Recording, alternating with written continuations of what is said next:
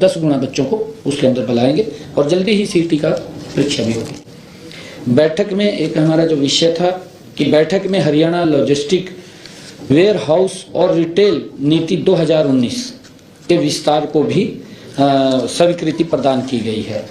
और ये विस्तार तब तक किया गया जब तक हमारी नई पॉलिसी, जो पॉलिसी बन रही है, जब तक वो नई पॉलिसी बन करके नहीं आ जाती, जल्दी ही वो नई पॉलिसी आएगी। हमने उसको तब तक के लिए बढ़ाया, शॉर्ट टर्म के लिए उसको बढ़ाया है।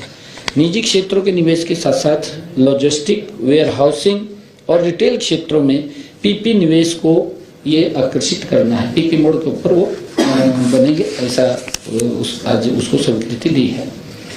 हरियाणा स्टाफ सिलेक्शन कमीशन, जो मंत्रिमंडल ने एक निर्णय ये किया है कि ग्रुप ए और ग्रुप बी की भर्ती के लिए आधार प्रमाणीकरण को मंजूरी दी है कि उसके लिए अगर कोई ग्रुप ए और ग्रुप बी के अंदर अप्लाई करता है तो हमने आधार को मैंडेटरी किया है कि उसका आधार कार्ड उसके अंदर लगना चाहिए।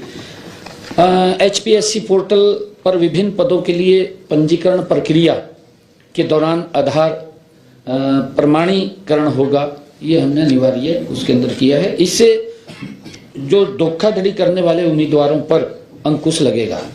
उम्मीदवारों के डेटा की सटीकता भी सुनिश्चित होगी। साथ ही भर्ती प्रक्रिया की विश्वसनीयता बढ़ेगी और प्रतियोगी परीक्षाओं में जनता का विश्वास और मजबूत होगा। हमने पंचकुला जो PMDA है, महानगर विकास प्राधिकरण अधिनियम 2021 में भी संशोधन को मंजूरी दी है। हरियाणा कैपिटल पेरीफेरी एक्ट 1957 का उल्लेख अब PMDA एक्ट में किया है। इसी प्रकार कालका नगर परिषद का उल्लेख किया गया है।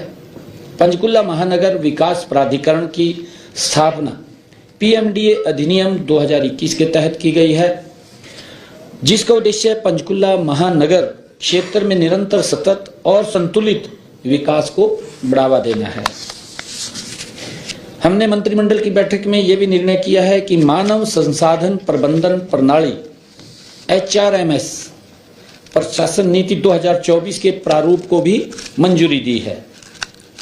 कर्मचारियों से सेवा रिकॉर्ड को HRMS में शामिल किया गया है। कर्मचारियों के सर्विस संबंधी डेटा को बनाए रखने तथा उससे उनके हित में निर्णय लेने के लिए भी सभी जानकारियां एक ही जगह उपलब्ध होंगी। जो HRMS को हमने आज मंजूरी दी है, क्योंकि इस विभाग के पास ये डाटा तो था कि इतने कर्मचारी लगे हुए हैं, परंतु ये डाटा नहीं था कि जो रिटायर हो गए हैं, या वो डाटा उनके पास नहीं आता था। क्योंकि अब ये जानकारी भी इसके पास आएगी और HRMS के माध्यम से ही किस विभाग में कितनी पोस्ट खाली हैं उसकी सिलेक्शन की, चाहे HPSC को भेजना है और चाहे HSSC को भेजना है, तो इसके माध्यम से उसको भेजने का काम करेंगे। आज उसको भी और आगे बढ़ाने का वो निर्णय किया गया, उसको बढ़ाने का काम किया गया है। और हमने एक और मंत्रिमंडल में जो हमारे हरियाणा के अनुबंधित कर्मचारी थे, सेवा सुरक्षा अधिनियम 2024 में संशोधन करने की भी मंजूरी उसमें प्रदान की गई है। अब संशोधन में, क्योंकि उसके अंदर ये लिखा हुआ था कि कैलेंडर ईयर लिखा हुआ था, उसको हम संशोधित किया है कि कैलेंडर ईयर नहीं, उसने एक साल में 240 दिन सैलरी ली हो, पेमेंट ली हो, उसके स्थान के ऊपर हमने कॉन्ट्रैक्ट सर्विस के 1 वर्ष की अवधि के दौरान वो उसको शामिल किया है।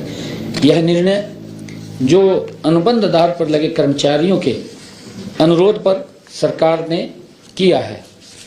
लगभग ये फैसले हमने लिए हैं और आज बैठक में पिछले 2 दिनों से हो रही बारिश व ओलावृष्टि को लेकर भी चर्चा की गई है, जिसमें फसलों के हुए नुकसान के संबंध में मंत्रिमंडल के सदस्यों ने चिंता व्यक्त की है।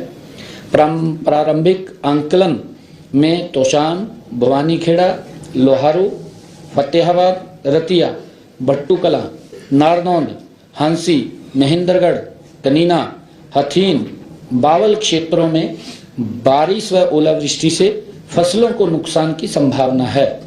सभी उपायुक्तों को इस संबंध में जल्द से जल्द रिपोर्ट प्रस्तुत करने के निर्देश भी दिए गए हैं। नुकसान का आंकलन के लिए ई क्षतिपूर्ति पोर्टल खोला जाएगा। आज ये भी इसके ऊपर चर्चा हुई है और चर्चा होकर के जो पिछले दिनों बरसात हो रही थी उसको लेकर के भी पोर्टल की खोला जाएगा। आज के हमारे ये इतने विषय थे। आप सबका बहुत बहुत धन्यवाद। सीईटी में कोई संशोधन किया है जो सीईटी में हुआ है, मतलब बच्चों को लग रहा है कि 31 दिसंबर तक हमने हाईकोर्ट में कहा सरकार ने कि हम सीईटी करा देंगे। सीईटी अभी तक एक बार ही हुआ है, तो क्या सीईटी में भी कुछ संशोधन हुआ है? हाँ बिल्कुल, उसके ऊपर भी चर्चा हुई है। शायद आप बता देंगे फैसला हो गया है?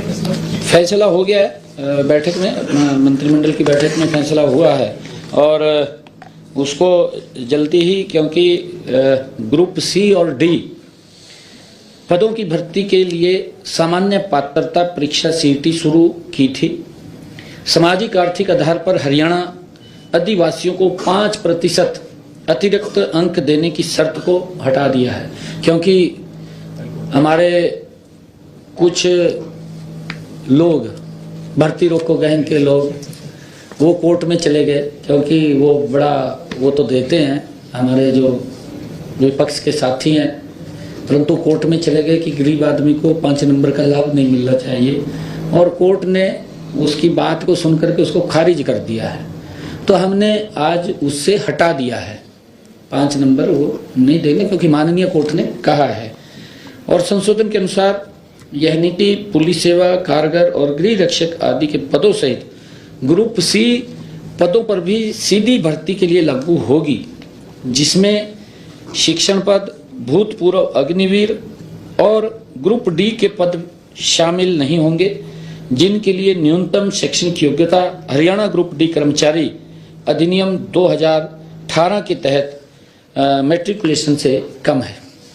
और इसका जल्दी ही हमने उसको आज इसके अंदर लेकर के आए हैं और जल्दी ही इसका इसमें कोई 4 गुना सरकारी बच्चों को 10 गुना करना था, 8 गुना। हाँ, उसको भी हमने लेकर के निर्णय किया है कि जो पहले ये 4 गुना बुलाते थे अब उसको 10 गुना बुलाएंगे। ये हाँ, ये भी निर्णय किया, ये निर्णय भी उसके अंदर किया गया। सीईटी के अंदर जो इंटरव्यूज के लिए हम 4 गुना बच्चों को बुलाते थे, अब पेपर के लिए अब 10 गुना बच्चों को उसके अंदर बुलाएंगे और जल्दी ही सीईटी का परीक्षा भी होगी। और हरियाणा कौशल रोजगार निगम की पॉलिसी में कोई बदलाव हुआ है?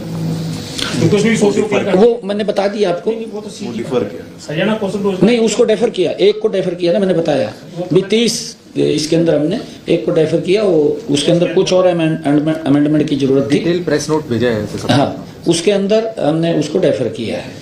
मुख्यमंत्री जी, आपने बताया कि जो नुकसान हुआ है बारिश और ओलावृष्टि से, उसकी डेडलाइन भी रखी गई है कि कब तक रिपोर्ट जो है वो सबमिट करेंगे? वो जिस दिन इसका हमारा ई क्षतिपूर्ति पोर्टल खुलेगा तो उसकी डेट भी आ जाएगी तुरंत। अभी हमने खोलने के आदेश दिए हैं। ये अभी क्योंकि आज मंत्रिमंडल ने शोक जताया है पूर्व प्रधानमंत्री और पूर्व सीएम के बारे में, अभी क्योंकि शोक प्रस्ताव 7 दिन का शोक है, अभी हरियाणा में तो कोई ऐसी योजना या उनके प्रधानमंत्री तो कोई देश के नहीं है, तो हरियाणा में तो कोई ऐसी कुछ उनके नाम पे या कोई और नाम दर्ज करना कुछ किसी प्रोजेक्ट का, किसी भवन का, ऐसे तो कोई विचार में नहीं है? वो आपको बताएंगे बाद में। अगर कुछ करना होगा तो नहीं, आपकी जिज्ञासा है, आपको बताएंगे बाद में। मुख्यमंत्री जी, शिक्षा विभाग के अंदर जिस तरीके से जो आरोही मॉडल स्कूल के कर्मचारी हैं उनको बीते 3 महीनों से वेतन जो है वो नहीं मिला है, उसको लेकर वो लगातार पत्राचार कर रहे हैं, लेकिन उनकी कोई सुनवाई जो है वो नहीं हुई। नहीं, वो देखिए, ऐसा कहीं उसके ऊपर अगर उनका कोई ऐसा समस्या है वो अधिकारियों को बोल करके उसको पूरा करवाएं।